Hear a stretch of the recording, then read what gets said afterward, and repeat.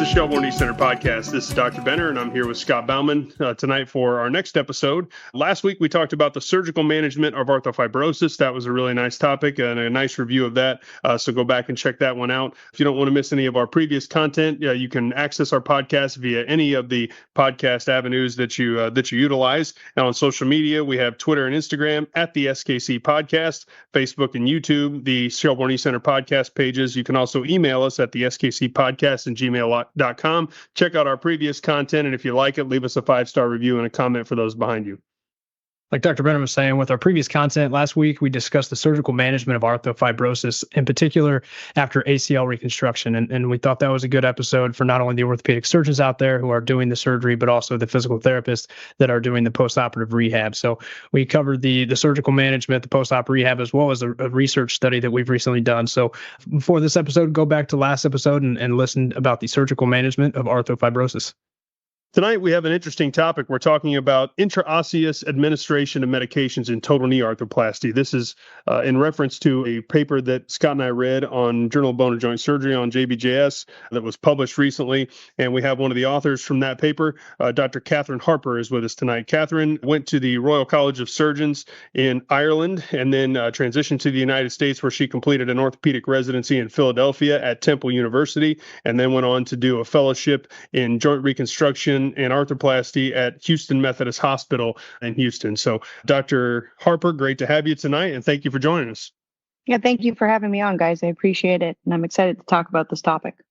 Dr. Harper is now an attending orthopedic surgeon, joint reconstruction specialist at the Washington, D.C. VA Medical Center. She's been there for 5 years, and she was a co-author on this paper in JBJS with Dr. Stephen Incavo from Houston Methodist from her fellowship days. So just tell us a little bit about yourself as we get started. How'd you get interested in orthopedic surgery? How'd you get interested in joint replacement and end up here where you are today? Yeah, when I went to Ireland for med school, I originally thought I was going to be an ophthalmologist, kind of a divergent from orthopedics, I think. Those are pretty much the same. Perfect. Yeah, they're basically the same. And, I was a second-year medical student, and I got to scrub in on a shoulder arthroscopy, rotator cuff repair. And from that point on, I was hooked. Abandoned ophthalmology and came in to decide that orthopedics was for me. I'd found my people, so to speak. So That's kind of how I got on the path to orthopedics. I was able to do a rotation in medical school at Temple. It just felt like the right fit. I was lucky enough as an international medical graduate to match into orthopedics, which is not a very common thing, and made my way to Philadelphia. It was an incredible 5 years of training. I absolutely loved it there. I can't compare to the operative experience I got there. And joint replacements just seemed to speak to me. I love the fact that, you could make someone instantly better. You do the surgery, they're up and walking, they're moving, they've had debilitating pain for decades. And in several days, they're better and they're moving on with their lives, and they're able to do everything they weren't able to do before. So that's kind of how I decided on that. How I made my way to Houston Methodist, I don't even know if I remember at this point in time, but the program just seemed exactly what I was looking for in terms of they do complex revisions, they do infections, they do primaries, they're efficient, you get to see everything, and the attendings who are going to teach you there were fantastic. So that's kind of how I made my way there. And, I've loved every minute of doing arthroplasty. I couldn't imagine doing anything else. In my humble personal opinion, I think it's the best subspecialty. The knee clinic, you guys might disagree, but I think it's great. I love it. Yeah. And my current practice is 100% arthroplasty. I do all the hip and knee replacements at the DCVA right now. I do 100% of them. We pride ourselves in doing a fantastic job there. We are a center of excellence for advanced hip and knee replacements. We're one of only 2 VAs in the country that has that distinction, and one of the very few in the major DMV or DC, Maryland, Virginia area to have that distinction as well. So that's my current practice is exclusively arthroplasty, and we take care of everything. Great stuff. Mine is a knee focused practice, and our clinic is all knee focused. But when I was a medical student, when I got started watching arthroplasty cases, I didn't have a clue what the hell they were talking about. Most of the time, they were talking about length and offset and ligament balancing and releases and alignment and varus and valgus. I don't know what the hell they were talking about, and I thought, this is the dumbest thing ever. I'm never doing this. Until I finally grew up a little bit in orthopedics and started to learn what all that stuff meant, and figured out, what, there's a lot of decisions to make throughout this surgery. There's a lot of options that you have to have. It's not just as simple as taking something out and throwing it in the trash. It's something that you got to rebuild and realign and restructure in a way that I just had no understanding of at that point. And once I learned it, it was just a lot of fun. So I'm with you 100% on joint replacement being the way to go. I love sports medicine cases as well. That's a little bit different than your practice, and this podcast, we're talking about knees all the time, which is all Scott and I ever talk about. But interesting topic for us tonight, which is why I wanted to talk to you about intraosseous administration of medications in total knee arthroplasty. I'll be honest with you, I've seen this about 0 times in my training ever. So the only time I ever remember seeing this was in trauma situations. If they couldn't get IV access, every once in a while, somebody would come in off the rig with a spike in their tibia and an IO line. And I remember as a resident going, "What in the hell is that?" And it was really all that I knew about IO administration. So tell us about how you got involved in that, and how you became involved in this study in particular. Yeah, so my experience prior to kind of getting involved with it at Houston Methodist was exactly the same. IO lines were for military and for trauma, and you didn't really see them in pediatrics. I suppose from time to time you'd see a kid get an IO line for IV access, and beyond that, I didn't ever see it have very much applicability to adults. But the reality is that it's a very well established medication delivery route. It's likely underutilized outside the operating room because it's not the most comfortable thing to have done to you. But inside the operating room, they're really, with sedation and options for anesthesia, there's really no reason that you wouldn't consider it as an option for any kind of medication delivery. So the original studies came out of, the young group, which showed essentially proof of concept, where they showed that using an intraosseous route for delivery of vancomycin in particular was a unique, I guess novel is the word they used, although, it's kind of taking something old and reimagining it, delivery system for the vancomycin. Vancomycin in particular for joint arthroplasty, it's kind of a finicky drug to administer to patients, not very well tolerated via IV. Patients are prone to getting reactions, red man syndrome, histamine releases, takes a long time to infuse. You're very reliant on anesthesia staying with you in terms of timing. And it's a weight-based dose, which is difficult to convince people to actually bother to calculate someone's weight to give them the correct dose. As someone who's experienced red man syndrome firsthand, I got red man syndrome getting vancomycin with antibiotics after a procedure once. It was not fun. Yeah, it's I thought I was dying for a few minutes. What is happening to me? And yeah, exactly. Fun.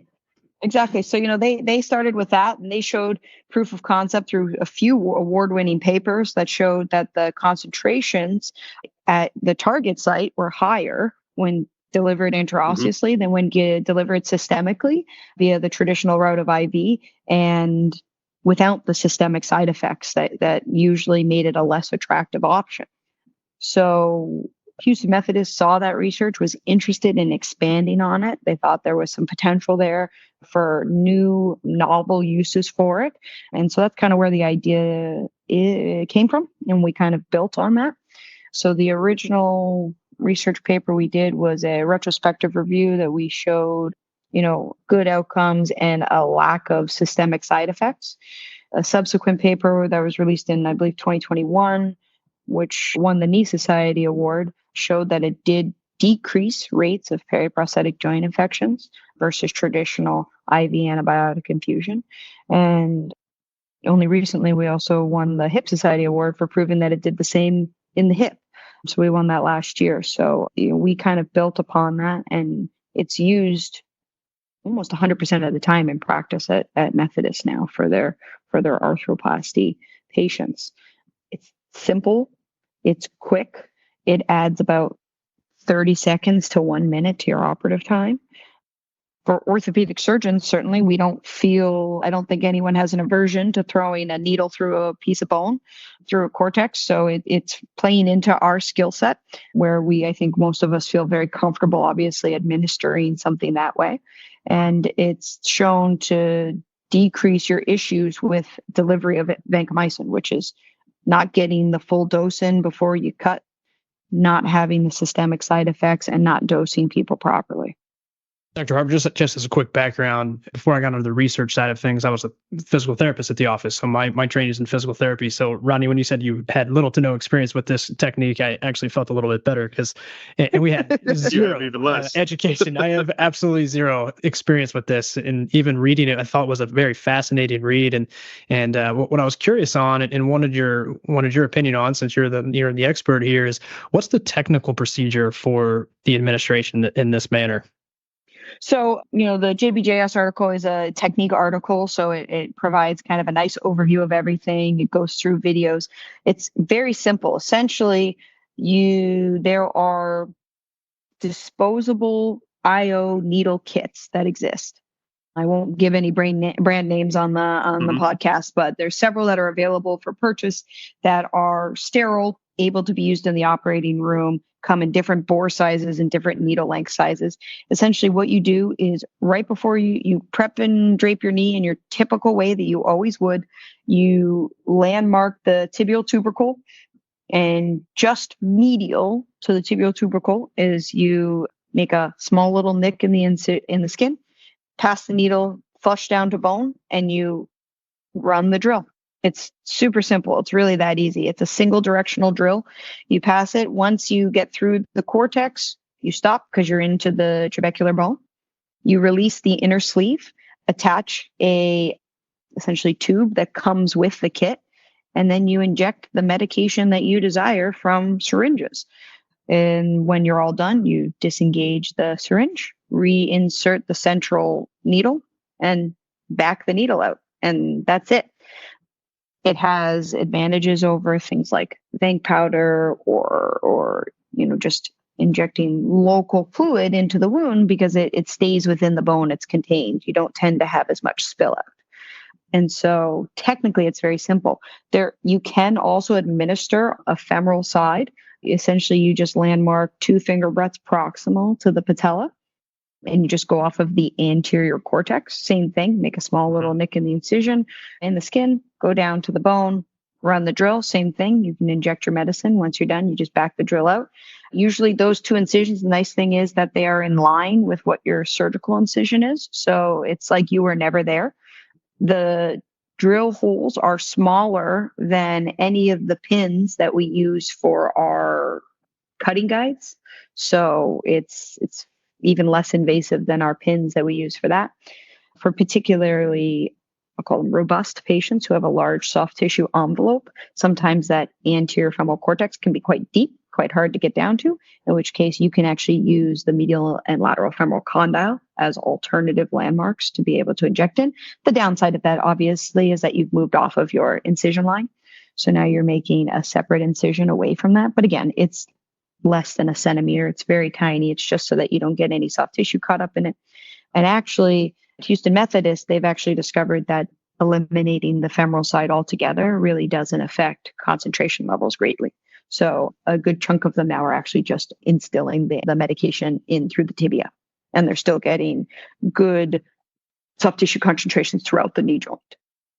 Great. Good technical points. For me, I do all robotics, and I make 2 small incisions just medial to the ones where I'm already going to make my main incision anyway for tibial pins, in a place that would be an obvious place to be able to, give that kind of an infusion if we wanted to do something like that. You mentioned a little bit some of the previous literature about this, but just talk specifically, if you can, for a minute about what the literature tells us about intraosseous medication administration in orthopedics and towards arthroplasty in particular. So the original research was really, like I said, it was proof of concept. We were really looking for whether or not the concentrations were actually higher, but there weren't any end outcomes, right? They were just showing that it was true basic science research, taking samples, showing that the amount of vancomycin found in this tissue was higher when given intraosseously than when given intravenously. And the original research group showed that it was true in knee replacements with the tourniquet up, in knee replacements with the tourniquet up in people with a BMI over 35, and then showed that it stayed consistent in knee replacements without the tourniquet up. So that effect was able to be maintained even without blood flow restriction. So it wasn't getting washed away as soon as the blood flow started back through the leg. It was staying there. Houston Methodist research, I believe, was the first to show the value in the end outcomes that we're concerned about. So it was the first paper to show decreased in systemic complication. Through that retrospective review, it was also the first institution to show the decrease in deep periprosthetic joint infections at 90 days by using that, which is, that's really what people care about. That's the end game is what people want, where no one wants a periprosthetic joint infection. It is the bane of all of our existence, and anything that we can do to try and bring our numbers down to as close to zero as we can get is something that everyone, I think, is interested in. And so being able to show that is kind of proof of concept that something theoretical where higher concentrations you would think would decrease your infection rates, we were able to show that it does. And so that's kind of where this technique built upon. Yeah. And this really builds on other types of methods of administration. Of course, we can give it IV, but there's also a lot of talk about, I remember in spine surgery in particular, talking about using vanc powder in the incision itself. I've never seen that personally used in a total knee, but I know people do it. For people talk about it at meetings. I think it was Leo Whiteside, maybe, if I remember right, that had like intra-articular catheters that they would put vancomycin in for a period of time afterwards to get some continuous infusion antibiotics into the wound and then remove the catheters later. So kind of compare and contrast it to the other kind of methods of delivery, and what is it about the IO administration that you feel like is superior? Yeah, so the downside of the vancomycin powder, obviously, it's, as you said, in the spine literature, it's very well established. It's very popular in trauma literature. The joke is always just sprinkle some vanc powder on it before you sprinkle it in there. What can go wrong? Yeah. Sprinkle it in there. You feel just really good. Just a pinch will do, no problem. Yeah. I really made a difference with that vancomycin powder. So that was very popular in my training when we were in trauma. Mm-hmm. But the downside with the vancomycin powder is that concentrations rapidly decrease, right? Well, it gets washed away from the tissues very quickly. So that would be kind of the downside of the powder. I personally do not use the vancomycin powder or have not used it in the past. Part of me feels a little apprehensive, I suppose, about putting something that potentially could be third body, foreign body in an articulation. Now, there's no literature that shows that it, increases third body wear or anything like that. But part of me just feels a little uneasy about that, getting, a glob of vancomycin kind of hardened into the articulation and what that could potentially do long term. However, they have shown the intrathecal catheters where the direct injection of vancomycin running through the joint has shown that can decrease your periprosthetic joint infection rates, particularly in knees. I don't think it panned out quite as well in hips, but it did show that it decreased it in knees. But you're sending someone home with an in situ catheter, right? There always is some risk associated with that. There is an infection risk with a catheter that's running into an intra-articular space, just like drains, et cetera. A lot of people in the arthroplasty world have moved away from those things because we don't like having something stay in the drain. You're relying a little bit on someone other than the primary surgeon managing that. If you want that catheter to stay in for any length of time, whether that be nursing staff, whether that be the patient themselves, if you're still doing outpatient surgeries. So there's room for error there. There's room for complications and mistakes. And so the benefit of the intraosseous is that it shows, equivalent outcomes on the end marker, but you're keeping it contained within the operating room. You're keeping control of an important aspect of your perioperative management of your patient. It's the one downside of, the fact that anesthesia gives our preoperative antibiotics in the golden hour. We got to rely on someone else for what has been shown to be the single most important factor for preventing a perioperative infection is that golden hour antibiotic. So being able to take that back into your control just, I think, improves your reliance, your compliance, and your ability to be like rest assured that not that we like to have want. control of anything in orthopedics. No, we're never like that. How many times did I say control in that speech there about controlling my patients? But yeah, Yes. there's an advantage to it that you get to oversee everything. Yeah, absolutely. The one issue I have with this that I wanted to ask you specifically about was whether or not we really need vancomycin on every total knee replacement. You probably you're board certified. You've had to do maintenance of certification. One of the things that I learned from the WLA, the web-based longitudinal assessment, I think is what that stands for, that the board has for you to not have to take a test later on, is that you have to review 15 articles that they select, and one of them that I thought was one of the best articles that I looked at on there. I need to know the author on this so I could cite them properly here. But it was a study talking about deviation from cefazolin as the perioperative antibiotic, and it showed that the majority of patients, which we all know, that say that they're allergic to penicillins or allergic to cephalosporins, are actually having low grade reactions, side effects, not actually a true drug allergy. And a lot of times we just think, well, give them vanc, that's a stronger antibiotic anyway, right? The vancomycin is an even stronger antibiotic, when in reality that study showed that while it has a little bit better efficacy against MRSA, it may not cover the lower grade staph and strep as well as the cefazolin would, and that with any deviation we had from cefazolin, which was in a pretty large percentage, I think it was like 25% of the time, they deviated from cefazolin as their perioperative antibiotic. And then when they educated their staff about this and really instituted a protocol where they didn't deviate from cefazolin unless somebody had a severe life-threatening allergy, that they were able to decrease that deviation from cefazolin from like 20% to like 4%, and that did decrease their infection rates, and they were less likely to have complications potentially with vancomycin. So that was one of the questions that I had, is that was an eye-opening study for me, that the burden of proof really increased a lot for me on whether or not we would ever deviate from giving cefazolin as our antibiotic and move on to vancomycin, with the potential for vancomycin resistant organisms, things like that down the road. So, how do you address that potential problem, and what comments do you have on that?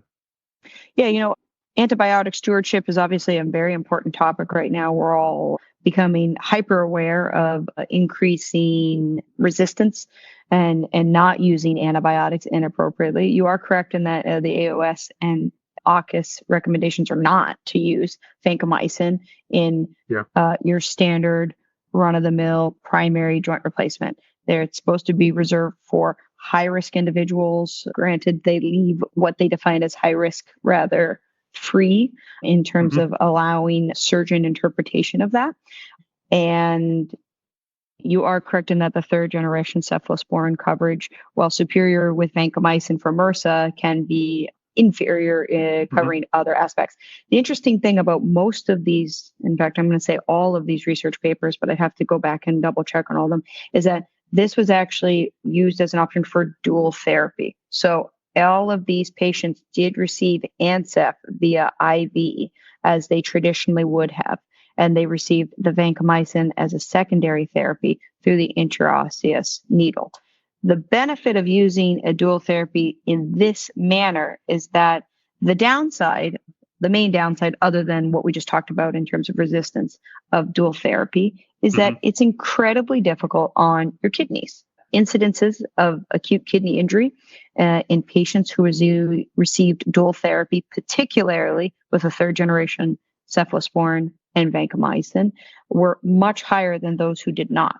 And the original paper that we published, that was a retrospective review, showed that the AKI rates by doing the delivery of the dual therapy in this manner did not increase your AKI rates. So it does provide an avenue of allowing dual coverage in patients who you maybe traditionally would have been hesitant to. And usually those are the patients who are your high risk, your dialysis patients, your end-stage renal disease, your CKD3, your poorly controlled diabetics, all those patients who you probably would want to give vancomycin to, that you're limited by their kidney function. by and large, because you don't want to cause an acute kidney injury. So it provides a safer avenue of delivery for, I think, our most vulnerable patients. Mm-hmm. And I do not think that, and this opinion might differ from some of my co-authors, but if you're following the party line of AUKUS, you're not supposed to be using it in everyone. But that's because they felt that the risk benefit profile of using it in everyone wasn't there. So, using the vancomycin in low risk individuals did not justify the potential risks of administering it and the systemic side effects that you could get from a heavy hitter like vancomycin. Mm-hmm. But the argument would need to be revisited, I think, if you now have a benefit risk profile that has changed, where those risks have decreased and you have an option to be able to deliver this medication in a safer way. Would that expand your indications? Or, the argument would be made, would you, bacterial stewardship and antibiotic stewardship should still be observed. I think some of our infectious disease colleagues would vehemently disagree with us on this, but, and some people, I think, absolutely would still like to be able to use it. But it does take care of one of those two potential issues. Obviously, there's two really main potential problems with vancomycin administration. We talk about side effects, kidney injuries versus antibiotic stewardship. It definitely takes care of if it improves a part of that equation. Does that tip the scale in favor of giving it as opposed to not giving it? I don't know what the answer is on that, and I'm sure that answer will come as we get more and more data on this. But I do think it's interesting that at least one of those potential downsides is potentially is rectified by the administration in this way. I want to go back real quick to the conversation about the other methods of administration. You discussed IV and vanc powder and the catheters, and how that contrasted with the intraosseous administration. Is this something with your total joint patients that you're using exclusively? And if so, what do you feel like is the biggest benefit? And if not, are there any indications where you're not using that? And are there any contraindications for it? Or there have been instances where you feel like that's not the best method of delivery? When using it, I do try to follow the recommendations for AUKUS in terms of not using it for everyone, using it in patients who would be considered high risk. Patients that I would traditionally like to give vancomycin to as a dual therapy that I would like to kind of administer in a safer fashion. In terms of who might not be a good choice, we kind of get into this a little bit in the technique paper about people that you would maybe consider not using it in. The super morbid obese with the soft tissue envelope that makes delivery difficult. The reality is that another benefit of this is it's high reliance, easy administration, and it's fast. And if you start eliminating those things by not being very sure you're where you think you are because they have a large soft tissue envelope and it takes too long because it's hard to get in and you're getting, less control over it, then that loses its appeal. So that's one of the relative contraindications. Another relative contraindication, depending on what you're dealing with, is in situ hardware, right? So it's not uncommon for us to administer or perform total knee arthroplasties in patients who've had previous surgeries, who may have, plateau periarticular plates on, who may have had a previous HTO, who, might have a tibial nail in or some kind of hardware that could preclude easy delivery of the antibiotic. And so that would be another scenario. Now, Houston Methodist has also done a series showing that it is viable and usable in revision arthroplasty cases, even in the presence of in situ stems. However, particularly with robust cement mantles, you would have trouble getting enough fluid to infiltrate that would probably be of any value. So that's another scenario where you would potentially consider not using it. And then, of course, if someone has a true medication allergy, probably should just skip it. Yeah. What do you wish our listeners knew about this technique? What are some things that I think that you think, I have an experience with this. I wish the listeners knew this, and this about IO administration of medicines in total knees. Yeah. So I think, you're right in saying I think a lot of people have either, not heard about it at all or heard about it and not really seen it and don't really feel like, is it really worth it? Is there any point? And like, it seems like a lot of trouble to go to and I could just give it to them IV. And the point I really want to make is that it is an incredibly easy thing to do at the start of your case. The cost is not prohibitive in terms of the peel pack disposable kits that they come with are not particularly expensive. I think it works out to about $180 approximately per case. So we're not talking like a huge robust. So your cost benefit ratio there for just preventing even one infection, in a few hundred cases is there just from that, or, the cost of doing business, so to speak, of getting an infection. And I think, people, myself included, are a little worried to break out of their routine, right? Us arthroplasty surgeons are creatures of habit. We fear change. We fear change. I fear change. We all fear change. And so I get it. You got something working for you and you think it's working for me and my infection rate's pretty good. Why would I mess with it? And why would I ruin my flow and mess with my flow? But the same argument can be made of any new innovation. And so, it'll slow you down at first. But I mean, when I truly say this, it's very fast. It takes 30 seconds, a minute. You get that antibiotic in there, you take the needle out and you're off and running. You don't have to change your setup. It's far less disruptive to your current flow than, say, adding a robot. You kind of brought up robotics to that. It certainly is far less disruptive to a traditional surgeon's flow than that. And so I think people have to be careful. People say saying, old dogs, new tricks. I think you need to make sure that you're staying up to date on the newest trends. I don't think so far we have shown a ton of negative to this, and we've shown a lot of potential positive. And so I think it's something that people should genuinely consider. And, if you watch the video on the technique guide, you'll see how easy it is. I did it as a fellow. So, I think fully trained. How hard can it be if we can do it as fellows, right? I can do it as a fellow, how hard can it be? So it's really not that, it's not that difficult, and it has great upside potential. Are there other medicines that you could administer in this way that you see being potentially of value in the future other than vancomycin?